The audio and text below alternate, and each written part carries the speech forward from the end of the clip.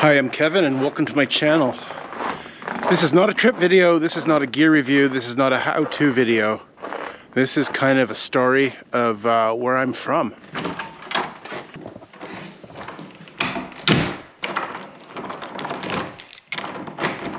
Sometimes it's necessary to go backward before you can go forward.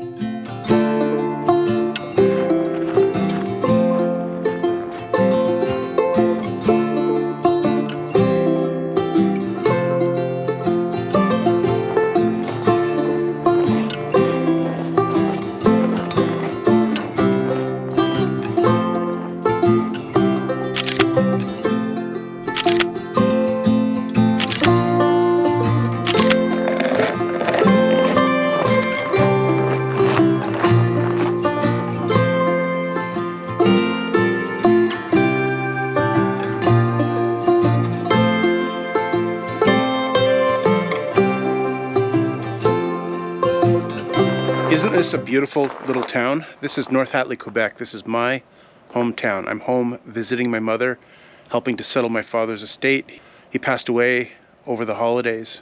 I've been reflecting a lot on where I'm from and what formed me. How did my experiences lead me to where I am today? My father had we didn't get along on a lot of things, but he played a big role in shaping me. And so I'm reflecting on that, and I'm going to tell a bit of a story here about this town and how that happened. This is Lake Massawippi, where I learned to canoe, and the Massawippi River, where my parents live. I would canoe out and do 3-hour trips up the lake, across the lake, and back. So this gazebo that I'm standing under right now is very iconic for North Hatley. There's a bridge to a gazebo, and it just ends right here. But this used to be a railway track. The bridge was a railway bridge, and the train ran right through here. And when the train line stopped, they made this into sort of a viewing platform of the village. My grandparents lived right there in that white house, and they had a boat business. There was an old green boathouse down here with a whole bunch of docks that protruded into the middle of the river here. As I'm home now going through old photos, I'm finding all kinds of pictures that were taken from the boatyard that used to be here. Many of these photos are of myself and my brother. This one is of a flood, which was quite common. And here's my dad, quite the dude. He hunted and fished quite a bit. And many of the pictures are inside the boathouse, hanging deer. More on the hunting and fishing and trapping later. So the town of North Hatley is obviously very picturesque, but so is the surrounding countryside. It's a little stormy right now, and there's a bit of snow obscuring the view. But if you look down the lake, you'll see lots of woodlands. And the other side of the lake has a lot of farmland with scattered forests as well. And so you've got the river, you've got the lake, you've got the forest and farmland. And my father lived literally at the confluence of all those things. And he hunted, fished, and trapped in all those places.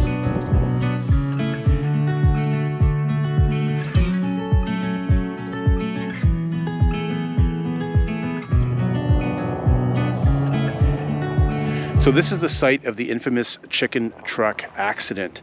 Back in the day when my dad was very, very young, he lived in that building there. A chicken truck came down that hill that is known as Sherbrooke Hill, and it crashed into this building, which locals of my age know as the Hobnob. It's been various forms of restaurants, but the chicken truck came down that hill, lost its brakes, slammed into this building, causing lots of damage. Somehow the truck veered over here and blocked the driveway to my parents' house for several days. Chickens could be found all over North Hatley for the next several weeks. Everybody's out with machinery cleaning driveways this morning.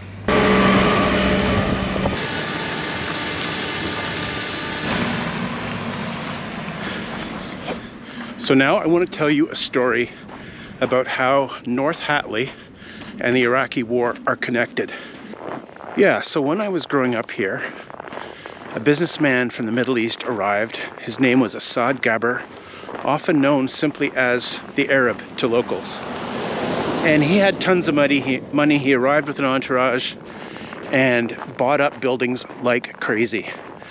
He bought up all kinds of properties, including my grandfather's house back there, that house there, this building here, the building across the street, the big one, big white one, and that one which used to be a hardware store, and the pale blue building over there.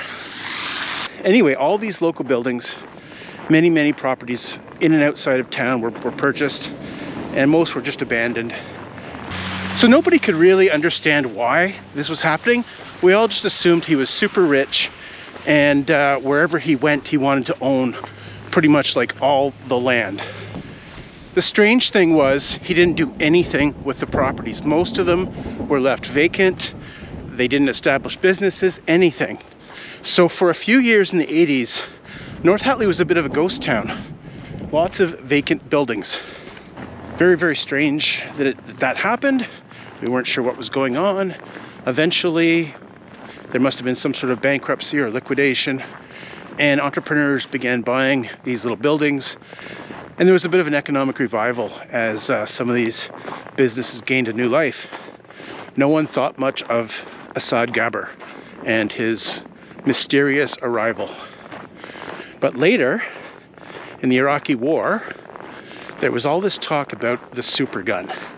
And could Saddam Hussein get a super gun and fire, projectiles into Israel? This man, Gerald Bull, born in 1928, was a Canadian engineer specializing in long-range artillery. His quest was to launch satellites into space using giant cannons instead of missiles or rockets. If it could be done, it would be way cheaper than conventional multi-stage rockets. In 1966, Bull's launch team set the world altitude record for a gun-fired projectile. In pursuit of this goal, he developed different prototypes of a supergun that could also be used as long-range military weapons. A long-range supergun is a thing that governments were willing to pay for, and for many years, Gerald Bull received funding and support from both Canada and the U.S. As a reward, the U.S. even granted Bull citizenship as an act of Congress. But by the 70s, the world lost interest in the supergun idea, and Gerald turned to illegal arms sales to finance his projects. Bull spent time in prison for selling arms to South Africa, and in the early 80s, Bull started working with the Iraqi government. At the time, Saddam Hussein was the Iraqi Defense Secretary. In 1988, the year I graduated high school, the Iraqi government paid Bull $25 million to begin Project Babylon. This was to be the first true space gun project, but this was on the condition that he continued to work on their artillery. Bull had several project sites around the world, but one which he had been operating since the 1960s was located in a small town of Highwater, Quebec, near the Vermont border. Highwater is less than an hour's drive from North Hatley. If you are a well-funded agent of the Iraqi government working for Saddam Hussein, and you were asked to build a relationship with Gerald Bull, fund his work, and keep tabs on progress, you might choose to live in the picturesque North Hatley, and you might use your resources to buy up properties either as cover or simply to fuel your vanity. Bull eventually moved to Brussels, but still supported Iraq, even working on their Scud missile project. In 1990, during the Gulf War, Gerald Bull was shot 5 times and killed outside his Brussels apartment. It was reported that the Israeli Mossad carried out his execution. And that is how an agent of Saddam Hussein bought my grandfather's house.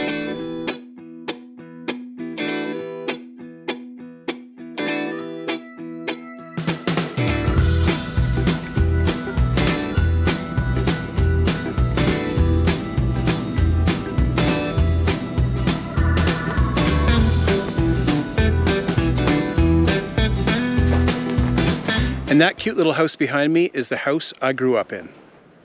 When I was younger, that house wasn't there, nor was that house. This was a whole farm field, and this is where I played in the outdoors. I would go up there and we'd toboggan down the hill in the winter. I would cross-country ski. I would snare rabbits. I would hunt. It was kind of my outdoor playground. Now there's about 30 houses up there. My parents' house is adjacent to the Massawippi River, another childhood playground of mine. And on the back and front of my father's garage are antlers, moose, deer, and caribou. And on the inside, there's even more.